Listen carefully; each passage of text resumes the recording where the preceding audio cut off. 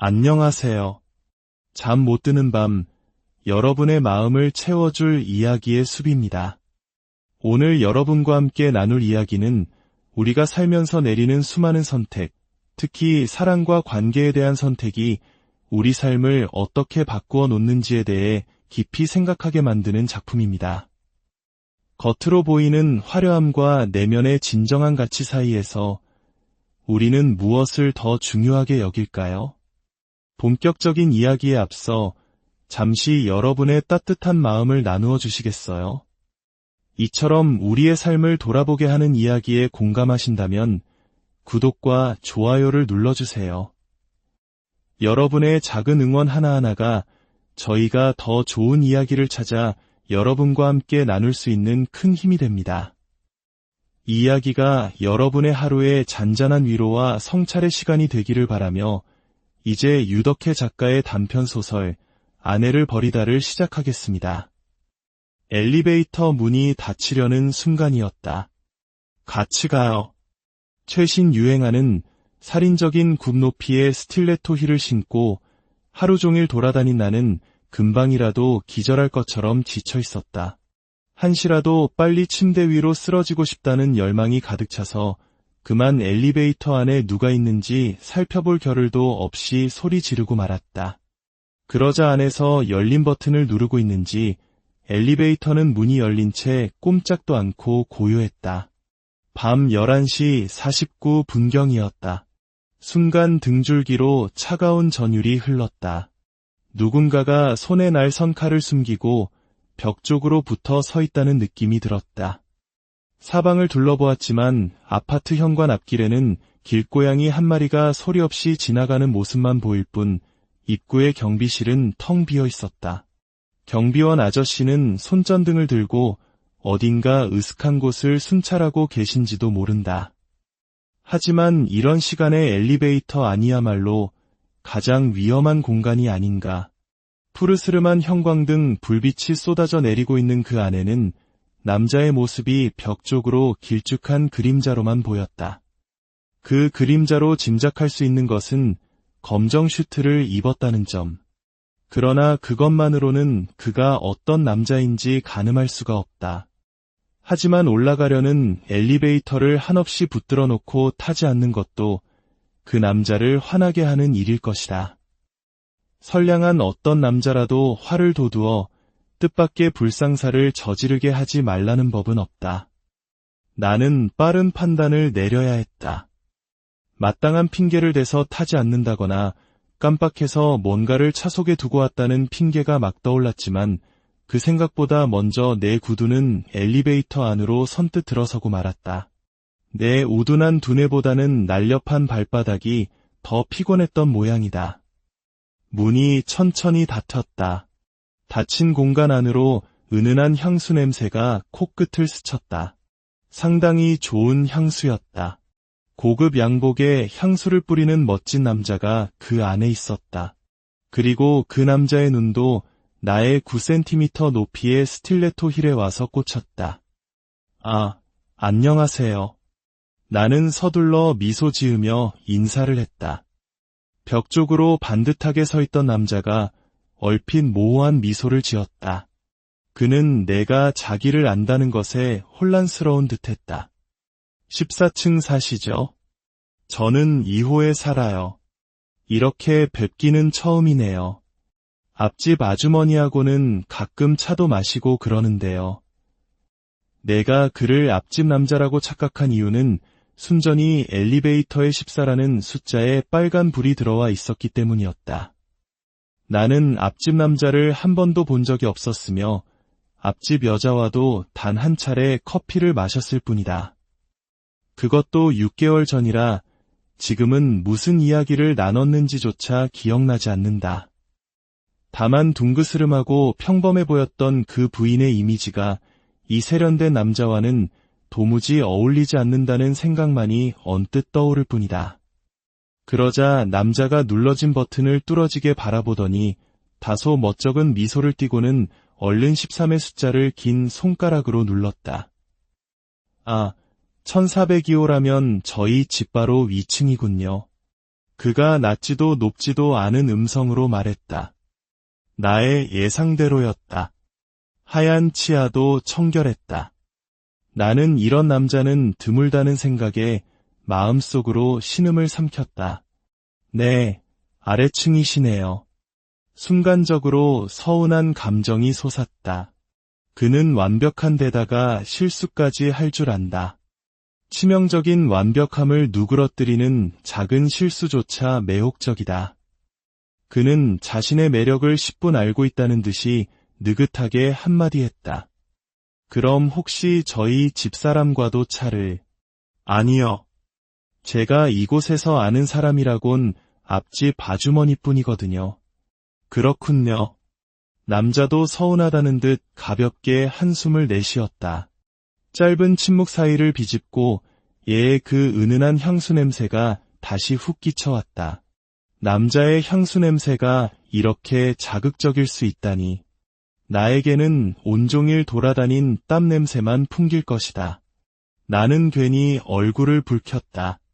13층에서 엘리베이터가 땡 소리와 함께 멈췄다. 남자는 내리지 않았다. 대신 닫힌 버튼을 꾹 누르며 얘에 바르게 물었다. 제게도 차 한 잔을 주시겠습니까? 마침 집에 아내가 없어서 좀 전까지만 해도 죽을 것처럼 피곤했던 참이었다. 게다가 자정이 가까운 시간이 아닌가. 나는 마땅한 핑계거리를 찾아내야만 한다.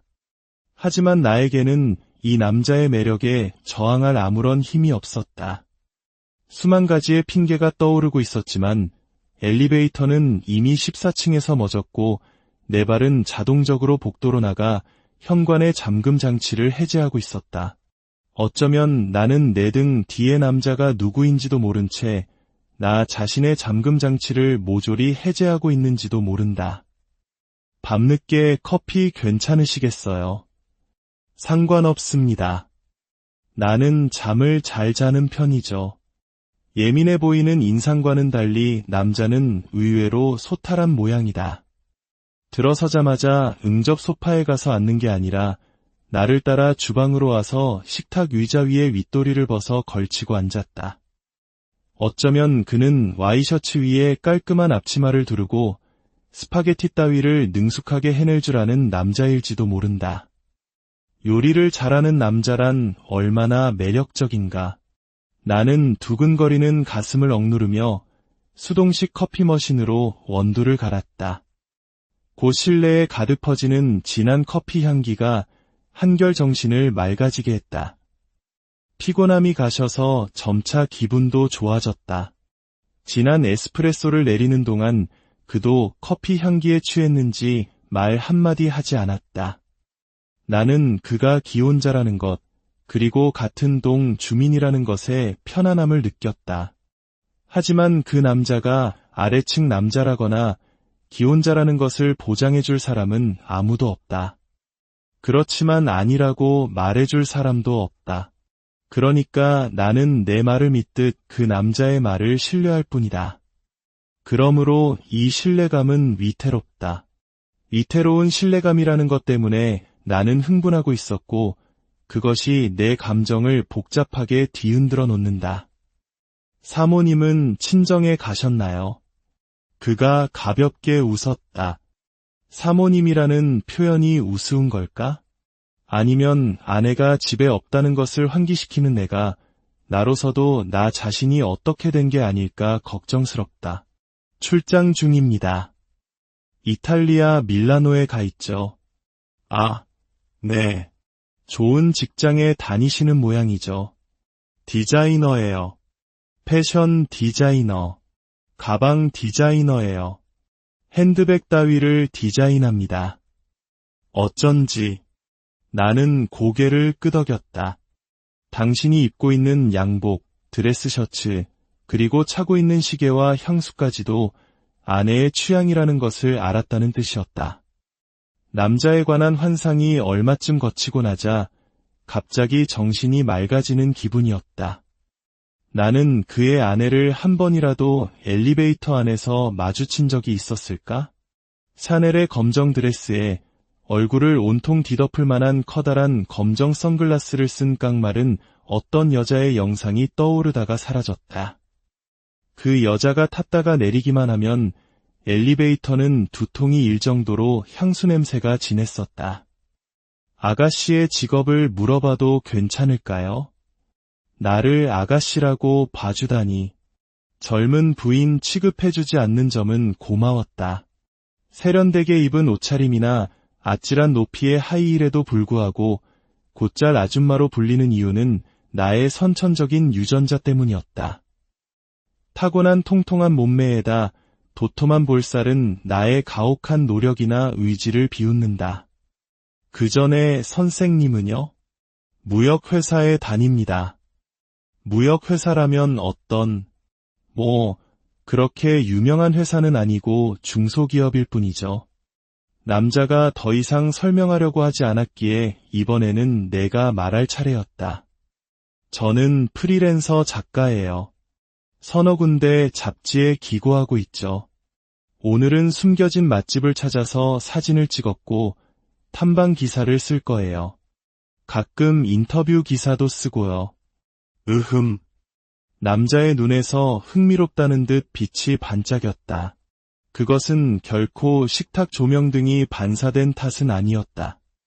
그가 도수가 별로 없는 금태 안경을 쓰고 있다는 것을 나는 그제야 발견했다.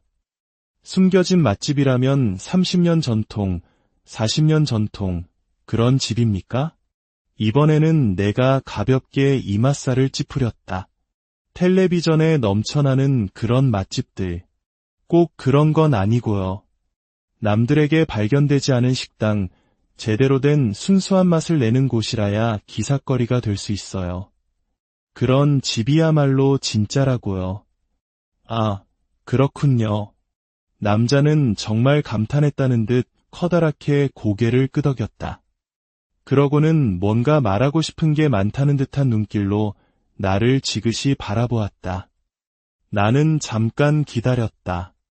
하지만 남자는 선뜻 말하지 못하고 주저하는 듯 애매한 동작으로 커피만 한 모금 꿀꺽 삼켰다. 모굴대를 넘어가는 진한 커피 한 모금을. 나는 그 순간 맹렬히 질투했다. 말씀하셔도 괜찮아요. 무슨 말씀이든.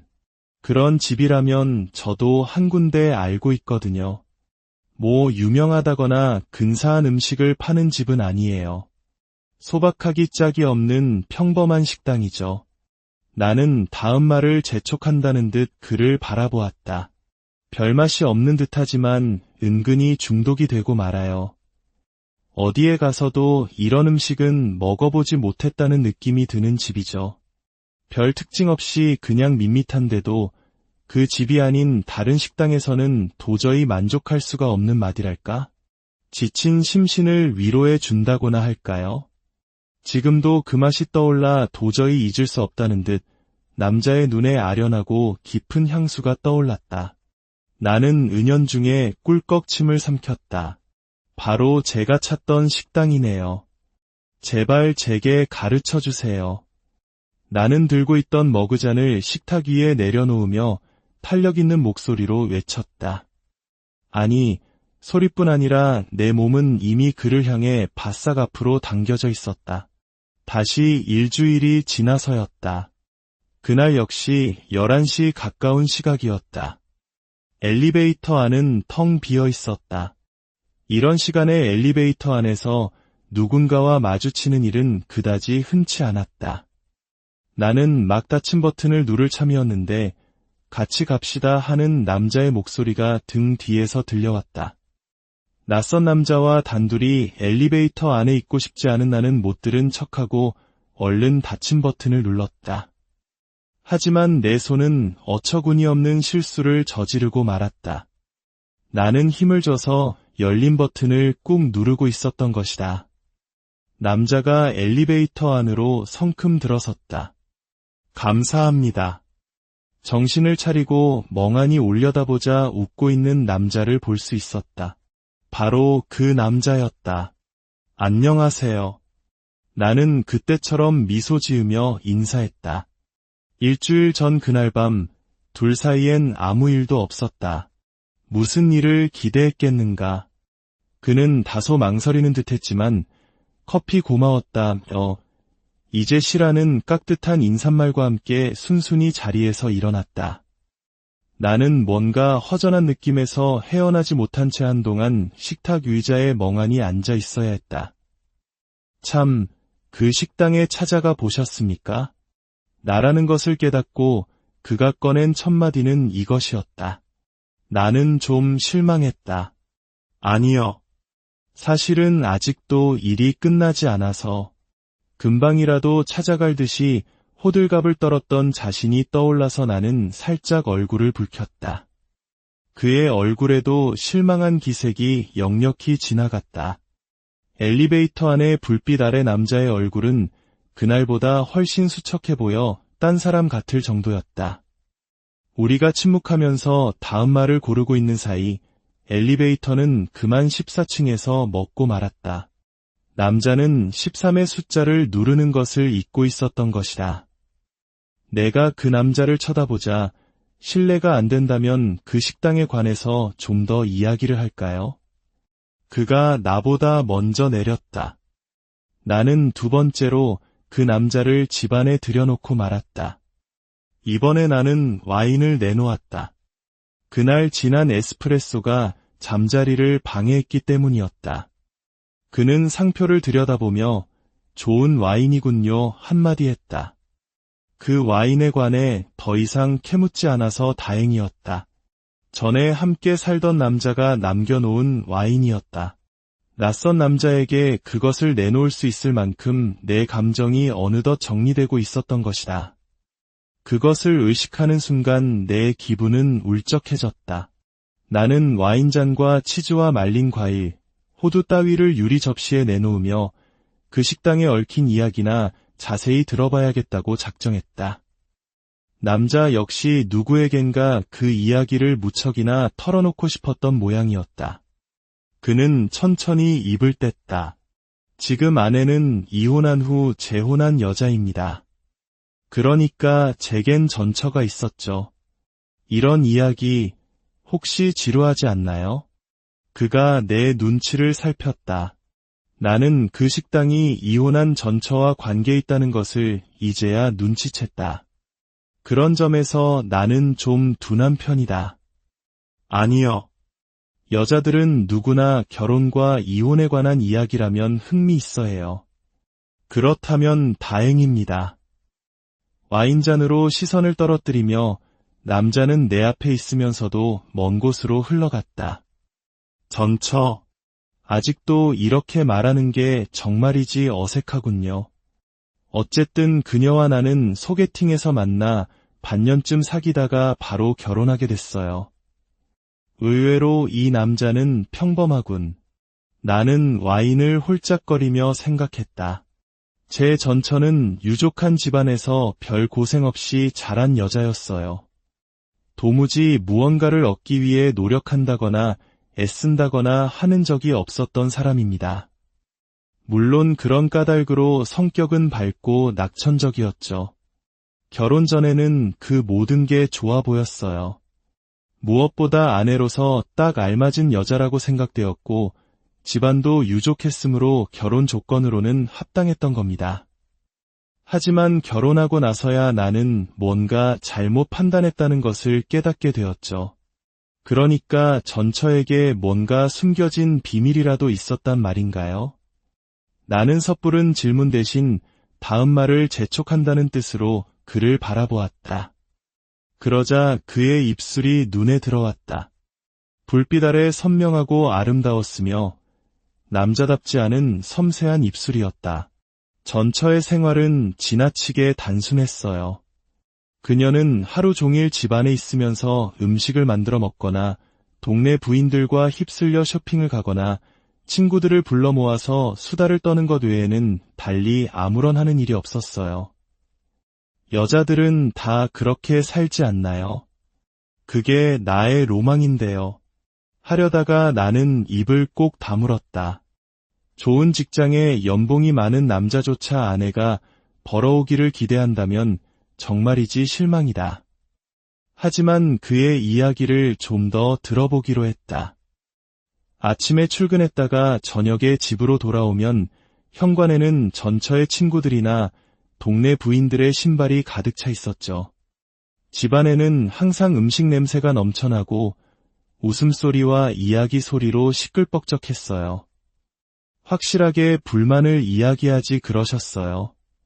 물론입니다. 어느 정도 참고 있다가 주의를 줬죠. 그 뒤부터는 자존심이 상했는지 내가 퇴근해오는 시간까지 친구들과 노는 일만큼은 삼가더군요. 하지만 이번에는 왕왕거리는 TV 소리를 들어야 했어요. 그녀는 조용한 걸 견딜 수 없었나 봅니다. 크게 틀어놓은 TV 소리, 끓고 있는 음식이 그나마 그녀가 살아가는 방식이었던 거예요. 결국 나는 점점 집으로 늦게 들어가기 시작했고 내가 바깥에서 방황하는 시간 동안 전처는 내가 먹지 못한 저녁까지 혼자 먹어치우면서 TV 앞에서 점점 몸이 비대해져 가고 있었던 겁니다. 거구의 하마처럼 변해갔어요. 그러다가 이번에는 쉽게 짐작할 수 있었다. 남자는 지금의 아내와 우연히 만나 사랑에 빠졌을 것이다. 전처와는 정반대로 대비되는 세련되고 날씬하며 깡마른 여자. 내 예상과 남자의 이야기는 별로 다르지 않았다. 잠깐, 나는 뭔가 억울해서 소리쳤다. 그렇다면 전처에게 다이어트를 권유했어야죠. 그런 충고조차 없이 전처를 버리셨다면 너무하신 거 아니에요. 그는 내 얼굴을 한동안 바라보았다. 나는 문득 내 얼굴이 그의 전처를 닮지 않았을까 곤혹스러웠다.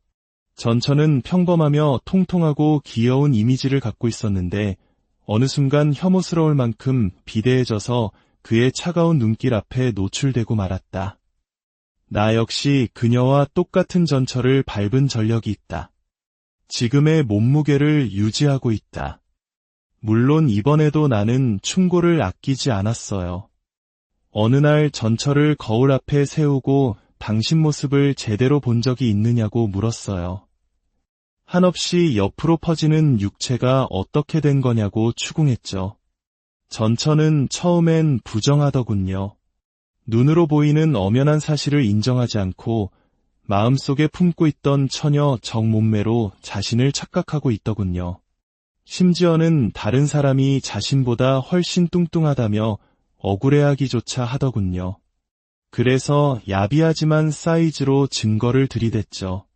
그건 남자들에게나 해당하는 사이즈였습니다. 전처는 모욕감으로 온몸을 떨며 울었어요. 슬프게 울고 비참해하고 속상해했지만 결국 다이어트를 하겠다는 결심을 받아냈죠. 처음엔 대단한 각오와 오기도 부리더라고요. 성공하리라고 나도 믿었습니다.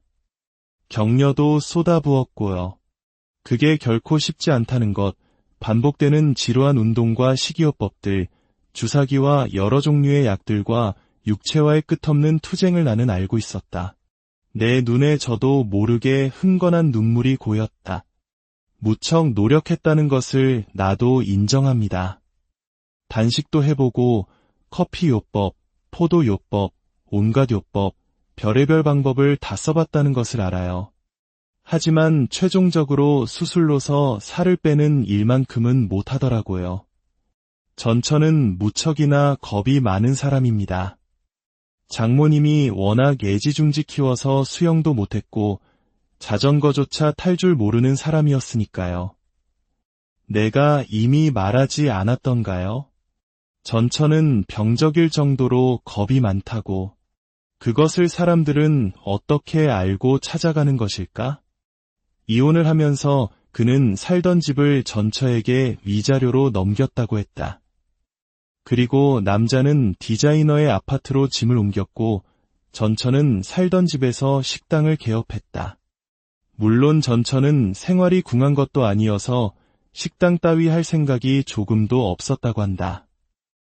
이혼 후 원래의 방식대로 날마다 친구들을 불러 모아서 음식을 해먹고 수다를 떠는 생활로 고스란히 되돌아갔다.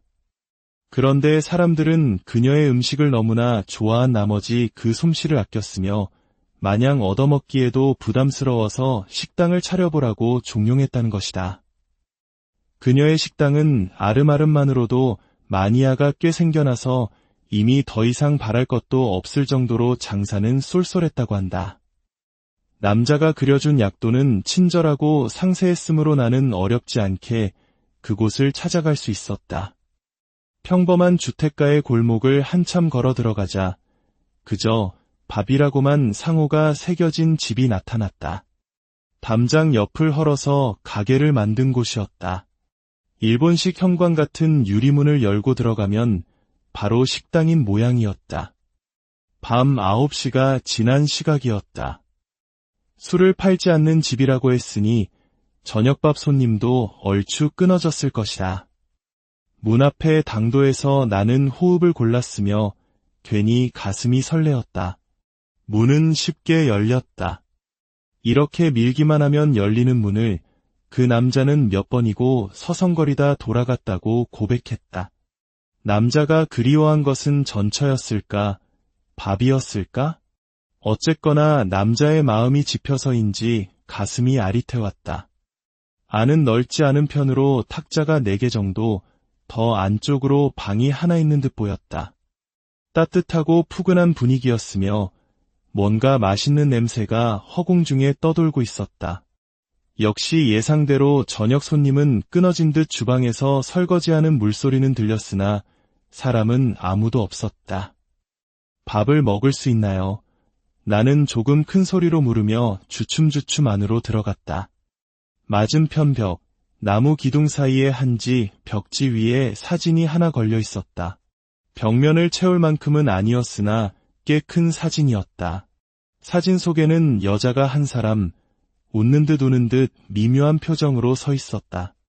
여행객 차림이 분명한 그 여자는 하얗고 통통한 얼굴이 부옇게 떠올라서 금방이라도 소리를 지를 듯 겁먹은 눈동자를 하고 있었다. 그랬다. 언뜻 밝은 여행자의 모습이나 그 실상은 울음이 터지기 직전의 모습이 찍혔다는 것. 등 뒤의 배경으로는 눈이 커다랗고 선명하며 코가 높은 이국의 사람들, 수많은 여행자들과 인도인들이 겹겹으로 흐릿하게 보였다. 아마 그녀가 느끼고 있는 공포는 바로 그 배경일 것이다. 영업 끝났답니다. 다음에 오세요. 약간 쉰 듯한 냉정한 목소리가 들려왔다. 나는 사진에서 눈을 뗐다. 사진 속 여자가 주방에서 나와 나를 마주보고 있었다. 나는 그녀를 자세히 살폈다. 그 여자는 하마처럼 뚱뚱하지는 않았다. 풍만한 글래머로서 보기에 기분 좋을 정도였다. 나는 공연히 즐거워졌다. 그런데 여기 사진 속이 공항인가 봐요. 델리 공항 맞죠? 인도에 가보셨어요? 여자의 느닷없는 질문이었다. 아, 아니요.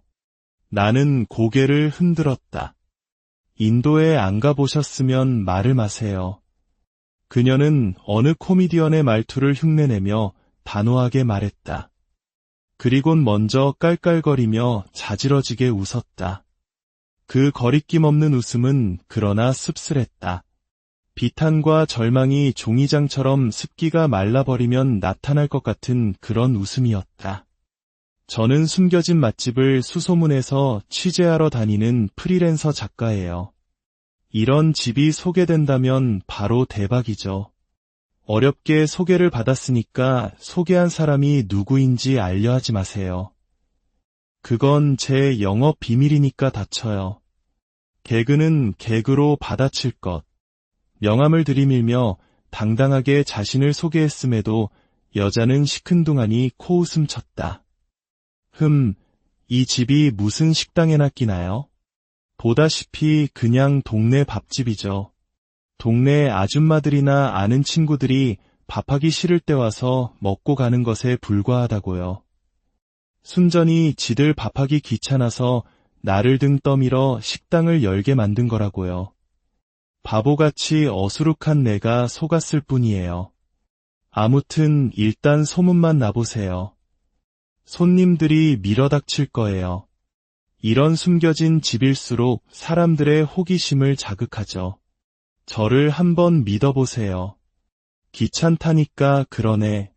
청국장이나 끓이고 토랑국이나 내놓는 보잘것없는 곳인데 밑반찬도 그날그날 기분 내키는 대로 내놓을 뿐이고 그야 가끔 나도 훌륭한 일품 요리를 내놓을 때도 있긴 하지만 그거야 어디까지나 내 기분 여하에 따라서 들쑥날쑥인 거고 여자는 쉽게 넘어가지 않았다.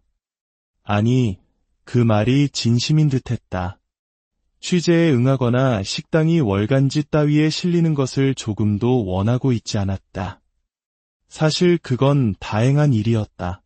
나에게도 단지 미끼일 뿐이니까. 좋아요. 그렇다 쳐도 저는 지금 배가 고파요.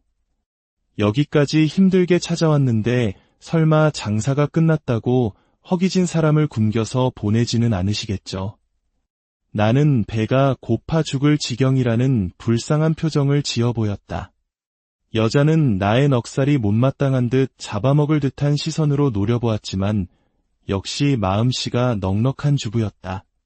투덜투덜 주방으로 들어가더니 뚝배기에 끓인 청국장찌개와 들기름에 재운 김구이, 알맞게 구운 강고등어, 된장에 조물조물 묻힌 취나물 등을 순식간에 차려내왔다. 다이어트에 돌입할 때는 모든 음식이 적군이자 독을 품은 음식으로 보인다. 흉하고 사나운 먹을거리다. 하지만 지금의 이런 밥상이란 바로 사람을 무장해제시켜버린다. 수저를 든 순간 나는 황홀에 빠졌다.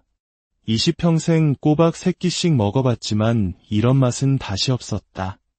너무나 평범하지만 너무나 순수한 맛이 나의 육체 속으로 부드럽게 빨려 들어갔다.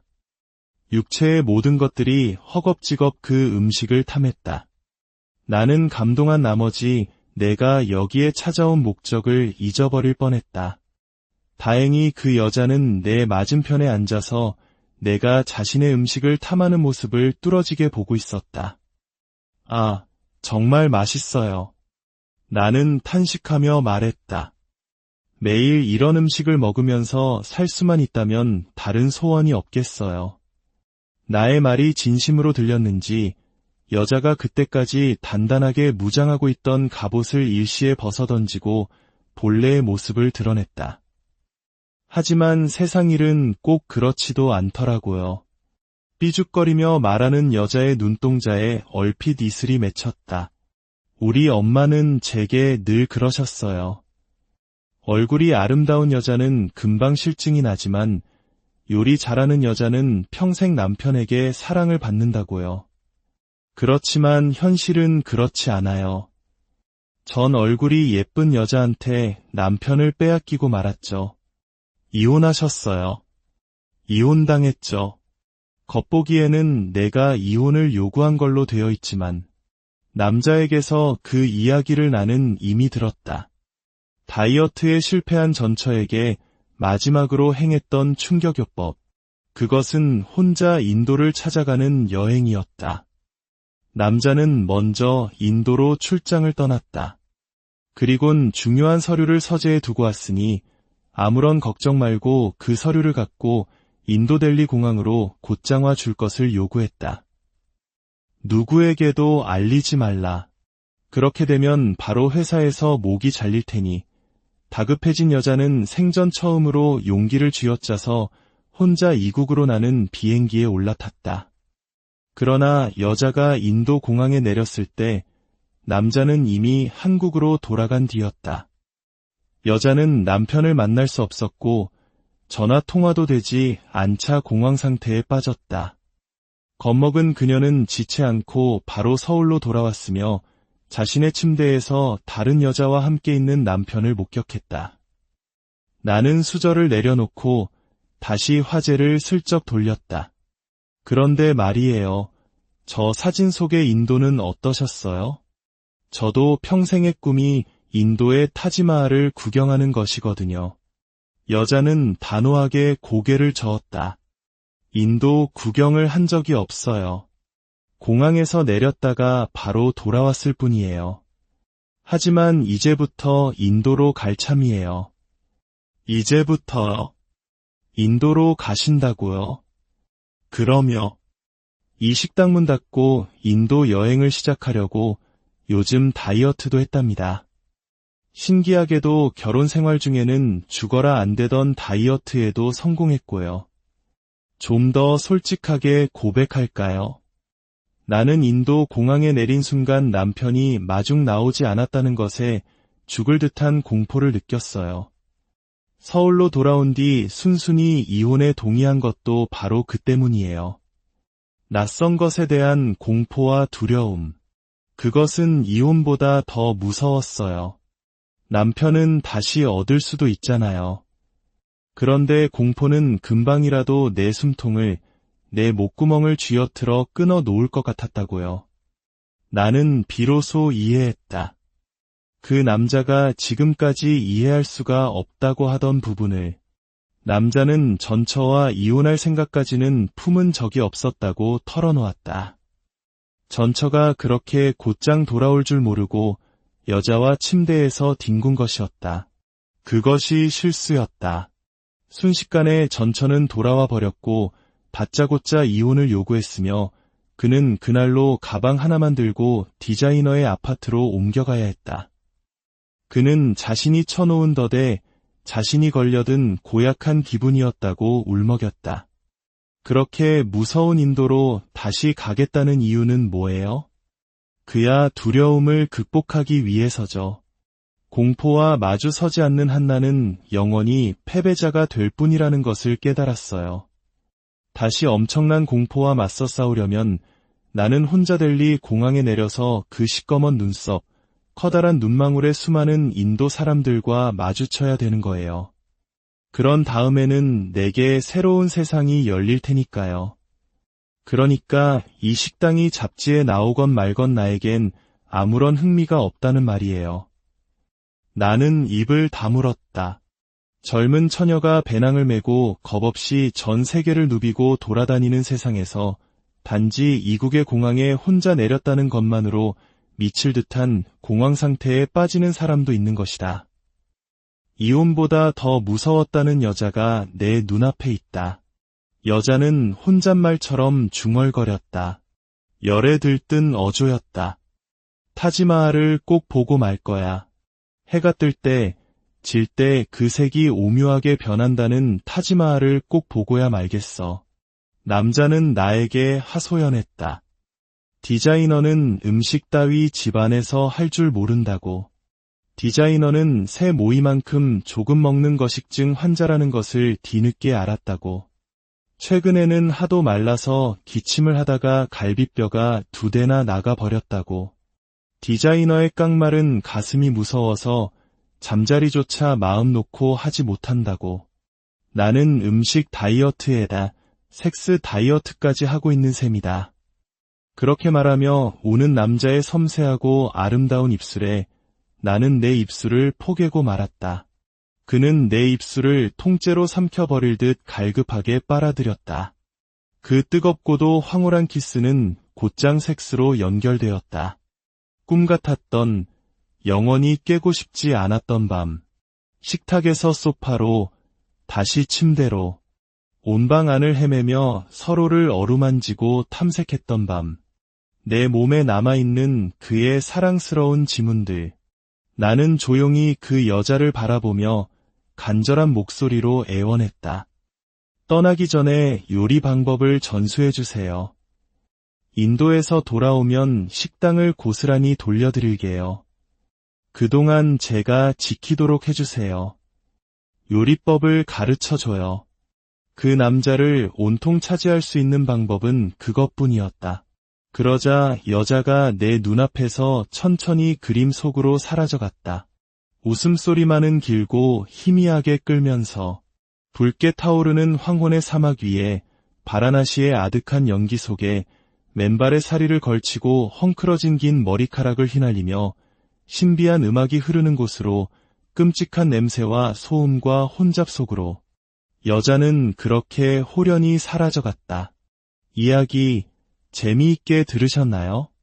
짧은 소설이지만 참 많은 생각을 하게 합니다. 소설 속 남자는 겉으로 보이는 세련됨과 날씬한 몸매를 선택했지만 결국 뼛속까지 시린 허기를 느끼며 후회합니다. 우리 한국 사람들에게 밥이란 단순히 배를 채우는 음식이 아니죠. 밥심으로 산다는 말이 있듯이 따뜻한 밥 한 끼에는 정과 위로, 그리고 살아갈 힘이 담겨 있습니다. 남자는 아내를 버린 것이 아니라 자신을 지탱해주던 따뜻한 밥심과 정을 버린 것이나 마찬가지였습니다. 반면 남편에게 버림받았던 전처는 자신을 올가매던 세상에서 벗어나 새로운 도전을 결심합니다. 그녀에게 가장 큰 공포였던 낯선 곳 인도로 떠나기로 한 것이죠. 이혼의 아픔이 역설적으로 그녀를 더 단단하고 주체적인 사람으로 성장시킨 것입니다. 남편이 그리워한 밥 잘하는 아내라는 틀에 갇히지 않고 오롯이 자신만의 새로운 세상을 찾아 나서는 그녀의 모습에서 왠지 모를 통쾌함과 희망을 느끼게 됩니다. 마지막으로 이 소설의 화자인 나의 선택도 흥미롭습니다. 남자의 마음을 얻기 위해 전처의 요리 솜씨를 배우려 하죠. 그녀는 남자가 진정으로 원하는 것이 무엇인지 정확히 파악한 셈입니다. 하지만 이 선택이 과연 그녀에게 행복을 가져다 줄까요? 아니면 그녀 또한 밥 잘하는 여자라는 또 다른 역할에 자신을 가두게 되는 것은 아닐까요? 사랑과 관계의 본질은 무엇일까요? 눈에 보이는 조건일까요? 아니면 서로의 영혼을 채워주는 따뜻한 교감일까요? 이 소설은 정답을 주기보다 우리 각자에게 깊은 질문을 던지는 것 같습니다. 오늘 이야기가 여러분의 마음에 작은 파문을 일으켰기를 바랍니다. 고단했던 하루의 끝, 편안한 밤 되시길 바라며 저는 또 다른 이야기와 함께 찾아오겠습니다.